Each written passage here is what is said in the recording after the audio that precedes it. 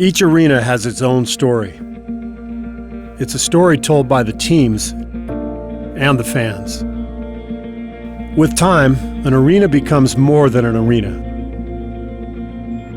It becomes a home that raises a family. Buildings can take on a life of their own. They develop their own personality. If you look close enough, you can see traces of it in the walls, in the rafters, on the court. Anyone who's ever set foot in Oracle has heard bits and pieces of its story. And it's a story we should never forget. Welcome to this edition of Warriors Ground. 47 years at Oracle. I can't think of two better people to talk about Warrior basketball in the years that we've seen. Jim, over 3 decades, Tim and I, 2 decades each. 47 years, we've seen almost half of them, even from fans all the way to broadcasters. This will be a special stroll down memory lane with guys that really lived it, experienced it, and can best describe some of the best moments in Warrior history.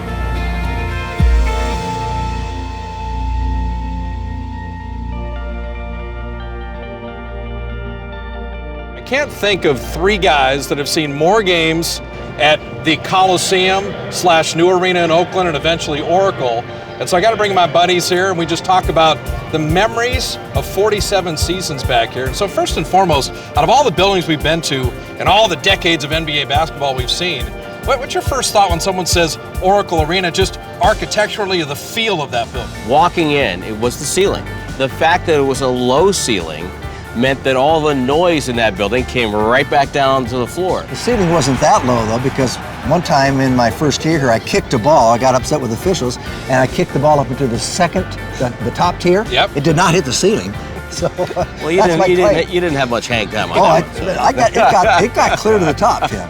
And it's worth it. What I liked, first of all, when you think of the name, the Coliseum, it always had a cool ring to it. And the noise was really special. And so I think that's, even when the Warriors weren't a quality team, I loved the noise level. The fans were an extra player on the floor. It's the type of crowd that doesn't have to be prompted on the scoreboard. They know when it's a big possession. Yeah. They know when it's go time in a game. They know when it's time to chant defense. They don't need to be prompted by the scoreboard. They know the game, they understand the game, and Jim, they know the big moments of the game. They certainly do, and even in the years where the success wasn't that good, of course, for many, many years, they were always with you. Those fans were very, very loyal. When I was playing, of course, you're not going to fill it up every time, but they were loyal fans that were there today, I mean, in the 1970s for me, and they're still there today, which I kind of like that. And I still see people, and I remember who they were, and we've all grown old together. Well, think of the early 70s team, Jim. There was a lot of good basketball. There were a lot of good players, and then this special 75 team. Give me a thought or two on that in this building. When we had Cassie Russell, Nate Thurman, Clyde Lee, Jeff Mullins, we had all-stars all over the place, but that didn't mean we had to play against the Lakers every year. And they were the dominant team in the West. And you go to the playoffs and stuff, it was tough to get out of the first round. But the group of guys, they're still my friends today. I missed the championship year. I had gone in the expansion draft to the New Orleans Jazz. But Nate had been traded to Chicago. And I look back on that, I don't worry about me missing the championship because Nate spent 12 years here. And that was his life, and he was the substance of the team. And I really felt badly through all the years, Nate never tasted that championship, to tell you the truth. You know, in 74-75, before the run that the Warriors are in right now, this run of the franchise, Al Attles always told me that the most important game in franchise history was Game 7 here against Chicago in 75. The Cardiac Kids, they were called, and rightfully. Now the outpouring of joy and the exhilaration of victory combined for a demonstration never before seen in the Coliseum. To me, I remember everything about Game 7 because who knew the Warriors would even come back to force the Game 7, that eventually I felt whoever won that series would be the champions, and the Warriors won it. And our Golden State Warriors are champions of the world! One thing I love about the 74-75 team is that Al Attles played everybody. You know, he went 10, 11 deep in his rotation, and when they got their championship rings, they insisted that on that ring, the word togetherness is on that ring. I mean, strength in numbers had a precursor. It did. It was togetherness, but you end up having the one Laker-Warrior playoff game where Sleepy Floyd goes absolutely insane, and that's still one of the memorable games in this building. That was Mother's Day, 1987. It was incredible as it built in that second half because he had 39 points in the second half, and he had 29 points, NBA record fourth quarter for a playoff. Sleepy Floyd set another standard, and he got into another zone and another level that when players get into that, they cannot be stopped. Michael Cooper was a terrific defender. He ate him alive. He was eating James Worthy up inside. Kareem Abdul-Jabbar was coming over trying to block the shot. No one could get to him.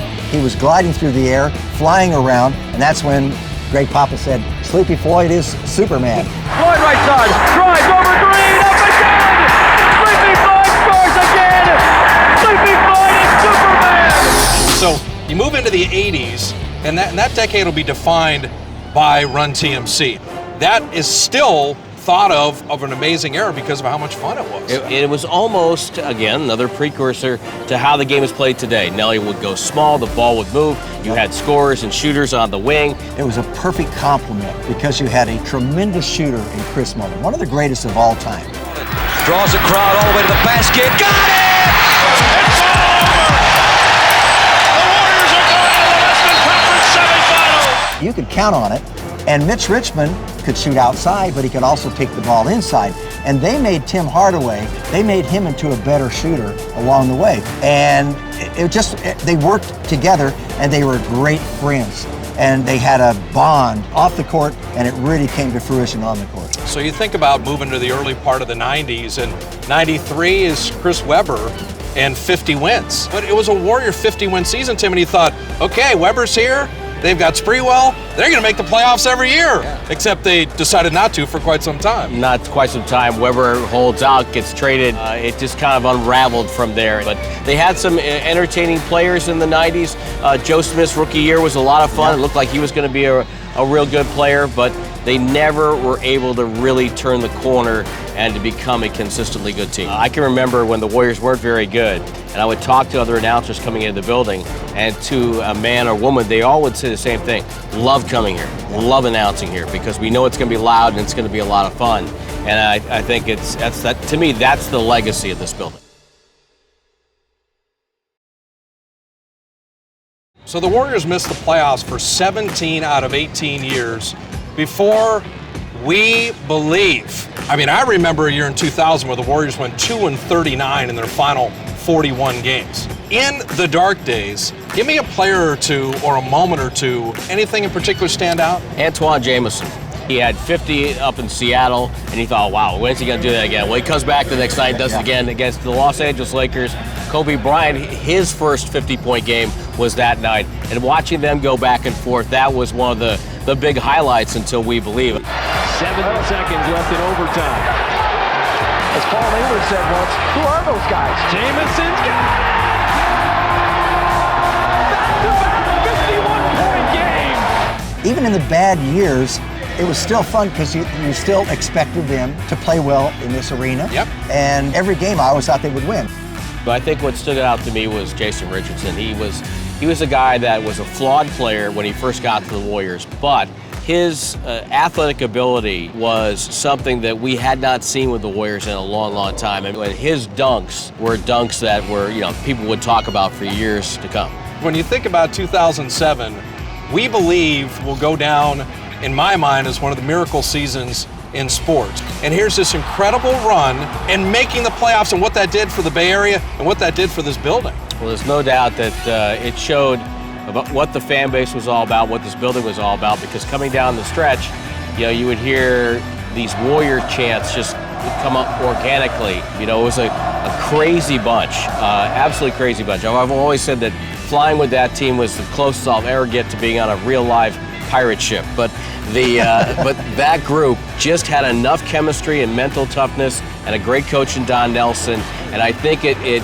just exploded to the point where even now in the middle of this great run, we still have fans come up and talk to us about We Believe all the time. So 1.1, throw it to Barron from mid-court. Backed it in! My word, he backed it in! I think I worked game 6 with you, the final game. Against Dallas. here at the arena, and Dallas, Nowitzki was just double teamed. Steven Jackson came in. He was hitting threes. Baron Davis was hitting threes. The fans were going nuts. Steven Jackson, after he got the board, now Jackson brings down the floor, finds Dallas. Tim, if you remember, behind us in the suites there, people were climbing, almost climbing in before the game was over, because the Warriors, they knew the Warriors were going to win. I think it was Don Nelson. And he would take peripheral players that other people wouldn't touch and empower them. And he knew how to communicate with those guys, and they followed his lead. But I love the way he would take peripheral players and make them into really good players. I remember sitting with Don Nelson as Dallas was getting ready to play, and he said, we're going to make them go small, we're going to win game 1 in Dallas, and we'll win the series in 6 games. Dallas went small, the Warriors won game 1, and then they won it in 6 games. And it was such a magical feeling to have not only make the playoffs after all that frustration, to win a playoff series, but to me, Matt Barnes hit a 3 in this building where I thought the roof came off the building. We couldn't even hear ourselves with the headset. Dropping Barnes for 3. Matt Barnes with the biggest shot of his career! Even before the first home game, game 3, Tim, do you remember the cheering before the Warriors even took the court? Took the court, there's 8,000, 10,000 people in the building chanting playoffs and chanting Warriors, and guys were getting standing ovations and warm-ups. And what was really cool too about that, I think about that year for the Warriors, you had so many guys who were given their second chance on their NBA life. Matt Barnes almost quit to play pro football. Baron Davis was rumored to be a coach killer and got traded around. Jay Rich, people had never defined him as a really good player. Monte Ellis is a kid coming off a knee injury in high school. There were so many players on that team that were given their second chance, and to prove Steven Jackson, how many chances had he had at that point.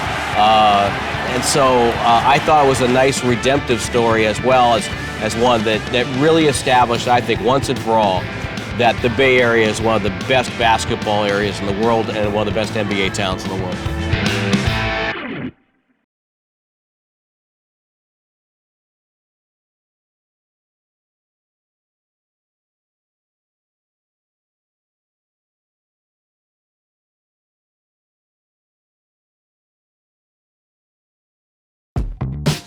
This segment is brought to you by PG&E, proud community partner of the Golden State Warriors. Safe Passages is a multi-service organization serving the Oakland community and other high-need communities in Alameda County.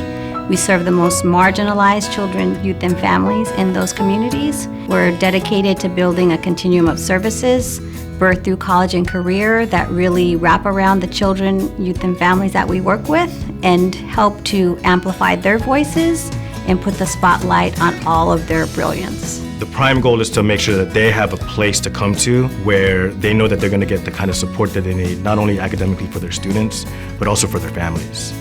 The kids that participate in our academic interventions, 90% of those kids have increased by at least one functional grade level by the time they come out of the program. Our work doesn't always neatly fit into one grant proposal or one type of funding source, so the support from PG&E and the Warriors Foundation provide us with flexible dollars that really allow us to create the wraparound services that our kids and our families need. We could not do it without them.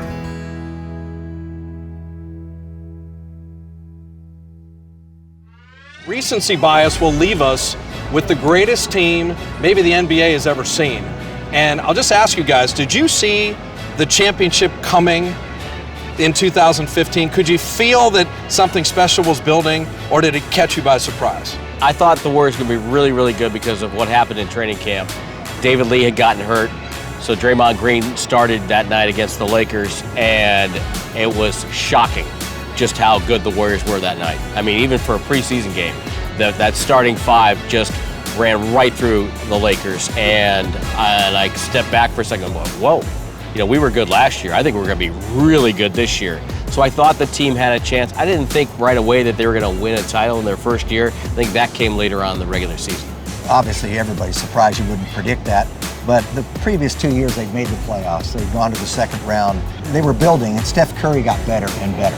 And once Stephen Curry got over his ankle problem, that concerned me when he missed that virtually the entire season, had to have surgery, but he healed and got well and got past that. He was such a great leader that he just got better and better, and Klay Thompson, those two together were probably the two best shooting guards in the league, even then. Thompson triple. Yes, sir. It didn't surprise me that they kept on winning, but you don't project ahead and think about a championship. I think to me, when Steve Kerr took over and seeing Andre Iguodala would come off the bench, adding Harrison Barnes, you had David Lee be unselfish with the injury and Draymond taking over. I thought that year early on, you know what? This team has some destiny feel to it. I think they're going to win the title. And you get that feeling with 20, 30 games left, and there's that sense of anticipation of, is someone going to knock them off in the playoffs, or are they really going to get it all done? And they did. Well, I think about 30, 35 games of that year, I looked at the defensive numbers. Oh, the Warriors are number one in defense. I look at the offensive numbers. Oh, they're number one on offense. I was like, oh, okay, this team's got a chance to be a championship-type team. But you're right. I think when you put Iguodala and Draymond Green and Steph Curry and Andrew Bogut, that's a really smart basketball team. These are guys with high basketball IQs. And I think at times, especially on the defensive end, that intelligence really served them well and it showed up a lot. And then they changed the starting lineup and they put Iguodala in the finals. Yep. The last 3 games. Barbosa to Iguodala. That's a three. It was remarkable. But, you can't always win with talent. And this Warriors team had great young talent, but they had chemistry. And when you got great chemistry like that, they really played together. And something was building there. And they just always felt they could win. And they had that indomitable spirit. Now it is fourth year. Curry with the steal. Steps back for three. Bang! Well, I think when you look at maybe the best Warrior team ever, didn't win the title. 73-9, the best record ever in NBA history. Count the playoffs, that team went 88-18. Nobody's ever done that. And to me, what I'll always remember is the 73rd win. Right. In this building and how important that was for the team. Oh, rest guys, get ready for the playoffs. They're like, no, we have a chance to make history. Win in San Antonio, win the last game here. And the fans almost celebrated like it was a title. That 73rd win, Steph had 400 threes. I mean, there was something special about that. Draymond wouldn't let him rest. Right, they wouldn't let him rest. Draymond wanted that record. And I think for Warrior fans in that moment, they had been always down at the bottom. They had always been sort of a punchline, woeful Warriors come to town, that kind of thing. And to win a title and then to back it up with the best record in NBA history, I think that was like a culmination of every Warrior fan's biggest dream ever, was to have a team like that to root for. You start the season 24-0. Oh. 24-0 to start the season? It was like you're doing it with a magic show. It was unbelievable. And also, after you lose in Game 7 in heartbreaking fashion, and Warrior fans can chart it out, Steph was hurt, still played. Bogut was injured, missed the last couple games of the finals. Draymond Green suspended for Game 5. There was an idea and an anger that, wait a minute, the best team didn't win the title. So the year after, I called that the revenge tour. Right. The Warriors win 67 games. They go 16-1 in the playoffs. They were not letting anyone get in their way, and they win another championship. I think they went from being a great team to one of the best teams of all time in any sport in American history, because they added Kevin Durant, and now you've got guys that are future Hall of Famers up and down the lineup. And I think that move after that year, I think just put this team on a collision course with history. I think it starts with Stephen Curry. I really do. I think he's the heart and soul. His work and his production speaks volumes. It's a perfect storm of great ownership, great front office, and then the other guy I think we should mention is Steve Kerr, because as you mentioned, Jim, we see a lot of great talented teams in the NBA not win titles because things get derailed. Steve has that knack of knowing what to say, when to say it, when to let the reins go on a team, when to pull back a little bit. And I think that communication that he has on a day-by-day basis has kept this thing going, has not allowed things that maybe would have crushed other teams mentally, and allowed them to keep going and keep focused on the task at hand. So the Warriors repeat as champions, and then we're going to talk about the evening where the three of us stopped being professional broadcasters. And that's when Klay Thompson had 37 points in a quarter. Curry's going to find him. 23.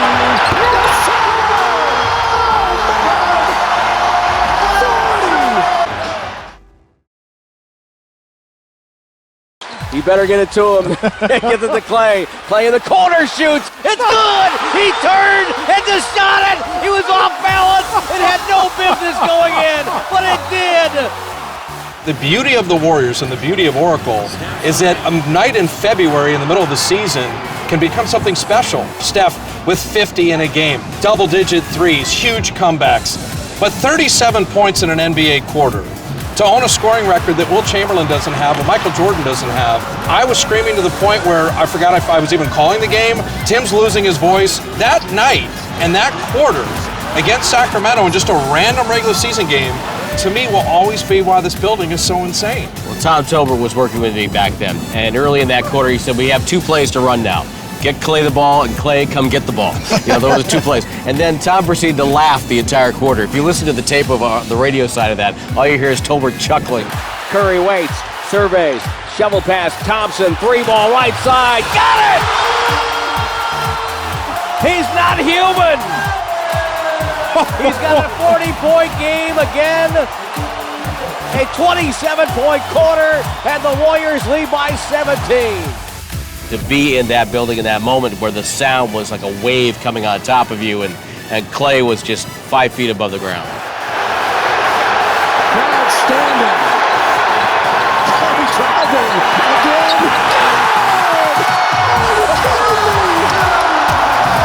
We've had the good pleasure for multiple decades to describe it, become the soundtrack of some of the most amazing moments, the most amazing teams in NBA history. I think we're all very grateful and very privileged to have been just a small part of it. A big chunk of my professional life has been spent inside of Oracle Arena, and to me it's not just the moments, but it's the people I've met, the friendships I've met with some of the fans and the ushers and the people that work in that building.